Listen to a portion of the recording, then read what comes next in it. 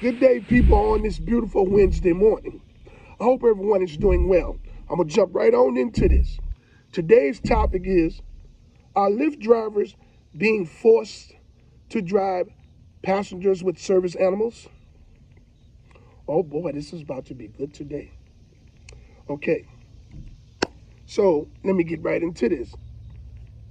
As a Lyft driver, I feel like the Lyft drivers are being forced to drive passengers with service animals. And here's why.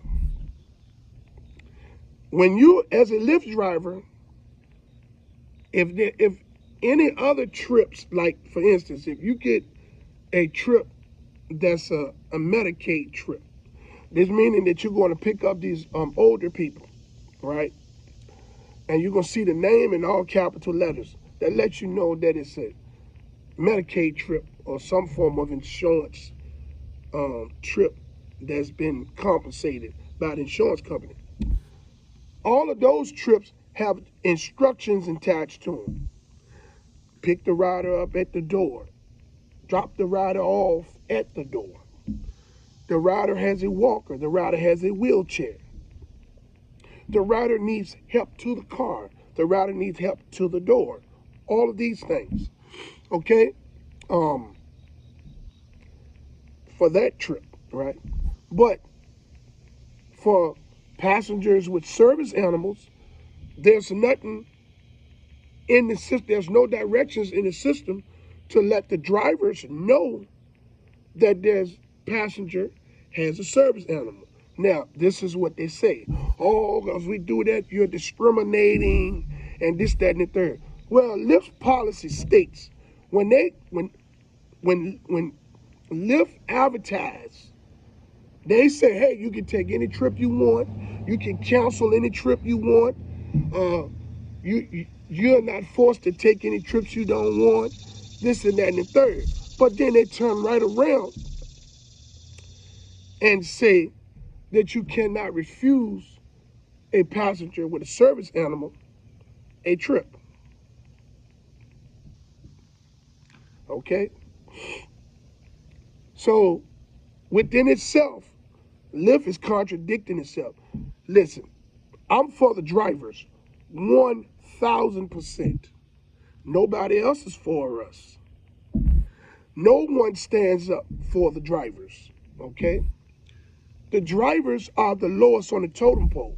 We're doing all of the hard work, the heavy lifting. We're dealing with people's attitudes every day. You got to deal with people accusing you of discriminating against them because of certain disabilities or certain things that you don't require in your vehicle. You got to deal with peoples with their body odors and all types of stuff. There's so much that the driver has to deal with for such little pay, right? So, if you decide as a Lyft driver, new or future, or existing Lyft driver, that you don't want to drive passengers with service animals, that is nothing personal. That is a business decision. Anything that you do in business has to make sense financially. If you pick up a passenger with a service animal, drive them 7 to 8 miles away, the service animal is going to get in the floor. The service animal is going to leave a whole bunch of hair in the floor. Hair all on the back of the seats. The passenger with the service animal could possibly have hair all on their clothes. So there's hair going to be all on the seats if you have cloth seats and things of that nature. Okay? The animals, some of them lick the back of the seats and things of that nature, right? Most of the time while you're in that trip, Lyft will send another trip in your queue. So immediately after you drop this person off with the service animal, you got to proceed to the next trip. Well, when you look in the back seat and in the floor, it's full of hair. You see saliva from the dog that licked on the seats or on the center, on the console in the back. Okay, so you're like, oh my God. You don't know what to do, because if you go pick up the next passenger and the next passenger get in the vehicle, they see all that hair on the floor and on the seats, they could say, no, I don't want this trip. Or they'll get in the car, go to where they need to go, leave you a bad rating and say the vehicle was filthy. That's going on your ratings. So when people go to look for a ride, sometimes people read the ratings, read the reviews of the driver. When they see that the vehicle was filthy, you're going to lose money because they're going to cancel that trip. I don't want to ride with this person. You know what I'm saying? So they throw in rides. They know that you Lyft knows that to them, riding a service animal is it's normal. You know why? Because they are the ones behind the computer, controlling the algorithm to push the drivers out there to do all this heavy labor for cheap earnings. See what I'm saying? So my thing is, if you are a Lyft driver and you have an animal allergy, you're scared of animals,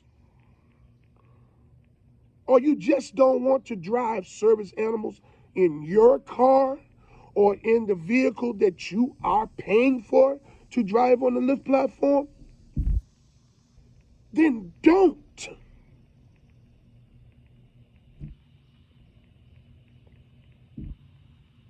Well, what do I supposed to do if I get a call and I pull up on the and I see the person standing there with a service animal, blah blah blah blah blah. Listen, my video is not against any particular set of people that have service animals. People with service animals, period, are unprofitable to Lyft drivers. And I'm pretty sure they're unprofitable to Uber drivers as well. Because to drop someone off for $6 or $7, then you look in the back seat and you got to stop at the car wash and spend 20 to 25 minutes to vacuum all that hair out of the floor and on the mats. Wipe the back seat down. Wipe the center console down. That's going to cost you 20 to 25 minutes or 30 minutes or more from your driving day. That's money that you lost because you drove a service animal. You have people that have emotional support animals. They come in all types. Bunnies. One day I picked up a guy and had this damn snake around his neck. So I said, hey man, what you doing with this? I said, man, what is it? Oh man, this is my emotional support animal. He's fine. He's not going to do anything. So I'm looking at him. I'm like, are you serious? Man, the snake was about this big around. And he had the thing holding it in his arm, wrapped around his neck, holding his arm. I'm like, man, what? And that's when listen, I do not like snakes. Okay? And there was no instructions attached to that trip that said that this person has an emotional support animal of a snake. When you go to pick up a passenger and have service animals, there's no instructions attached to that trip that lets the driver knows that there's a service dog or service animal. There's no instructions. But when you go to pick up elders, they have walkers and wheelchairs, or people that they send directions to someone that need help to the car and help them from the car, they do that. So the reason why I made this video today is because, yes, Lyft drivers are being forced to drive service animals. Because how does that give us the option not to take that type of trip if we don't want it? You got some drivers that's fine with service animals, riding emotional support animals. They may even have service animals or emotional support animals themselves, right? So they might be fine with that. Why not why don't Lyft create something to where the drivers, when they sign up, they can say, hey, yes, I drive service animals and it's emotional support animals. So you send them those trips. Any other drivers that don't sign up for that, why send them that trip? And you know why they're not going to do that? Because people with emotional support animals and service animals feel like they're being discriminated against because you don't want to give them a ride, provide them a service, and drive them somewhere with their emotional support or service animal. They don't care about how the driver feels about it. It's not about how the driver feels. It's all about those that have service animals and emotional support animals. You know what I'm saying? I get up one day, I pick up a lady one day, she had this great big old bunny, a rabbit, in a cage. The cage couldn't get in the floor. So she put the cage on the back seat, right? The rabbit was stinking. I mean, you could just, whatever the animal had a bad odor to it.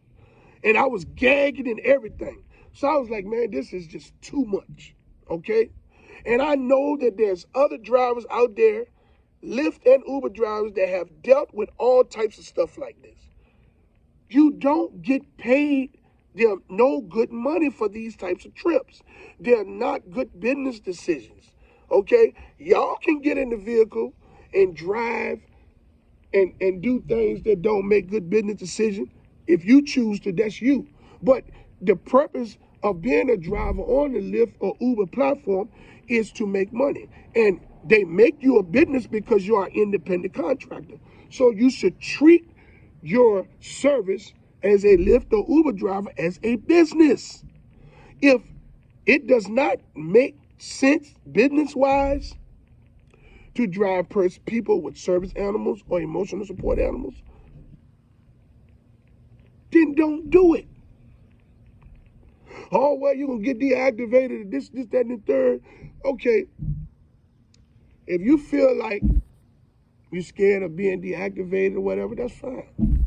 I'm not telling you to get deactivated. I'm telling you, if you pull up and you see someone standing there with a great big service animal, or someone has a great big old emotional support animal or something, and you're scared of animals, you have animal allergies, you just don't want animals in your vehicle, keep going.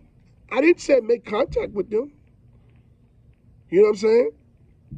This is a freedom of speech. Can't nobody tell me what I can't say in my video. You understand what I'm saying? My ratings and my reviews and my service as a Lyft driver is impeccable. That's why I can give the information that I give to drivers, new and future Lyft drivers, because I want you all to be aware of what it is that you will face as a Lyft driver. Lyft has videos on their website where you got to go through as you sign up, all to cater to what they want you to do and how they want you to act in certain things. But as a Lyft driver, once you get out there, you're going to see that those videos were just bullshit and catered to them want you to be a step and fetch it. You see what I'm saying? So when you're out there driving, you have to make sure that you do things that makes business sense. Because service animals does not make business sense. Now, if you choose to drive service animal, that's on you. You know what I'm saying? But we already, as Lyft drivers, we're not making money. Lyft's algorithm has tightened up so bad. They're taking all of the money from the drivers. If a driver gets a trip with a service animal and he dropped them all 7, 8 to 10 miles away, that trip probably is going to pay that Lyft $25. Lyft is probably going to give the driver about $4 to $5 of that. $4 to $5 of that trip. See what I'm saying? People, do at your own discretion. But Lyft is forcing the drivers to drive passengers with service animals. I know about service animal laws. That still contradicts the rights of the drivers. Okay? Lyft's laws that they have instilled in the platform contradicts the rights of the driver. The drivers don't have this many rights. I'm for the drivers. I'm going to stand up for the drivers. I'm going to keep on pushing information out there to you all to help you all. Do at your own discretion. Okay? Hey, I would like to say that I fully support the striking and protesting efforts of Lyft and Uber drivers and gig workers from city to city and state to state. I fully commend you all for y'all's unselfish approach to fight for change. Hey, even if we don't get any change, I commend you all for your courageous effort to fight for change for everyone. Excuse me. I would like to say that to all of those who have subscribed to my channel, to like, subscribe, and hit the notification bell so you can stay in the loop for my latest videos and so you can get a notification of my lives. I'm going live now on Fridays and Saturdays at 7:30 p.m. Eastern Standard Time. If you want to talk about something or a topic that's in one of my videos, feel free to stop in and let's chop it up. Hey, man, you'll be surprised how cool I am. You know what I'm saying? When it comes to business, I'm just straightforward. And I'm here to help the drivers understand that it's real out this motherfucker when you're driving. Hey, I would like to say that I love everyone out there in this world. I hope y'all love me back. If I offended anyone in my assessment of service animals or my approach to service animals in this video, then I apologize. It's nothing personal, it's just business. Until my next video, let's get this bread, baby.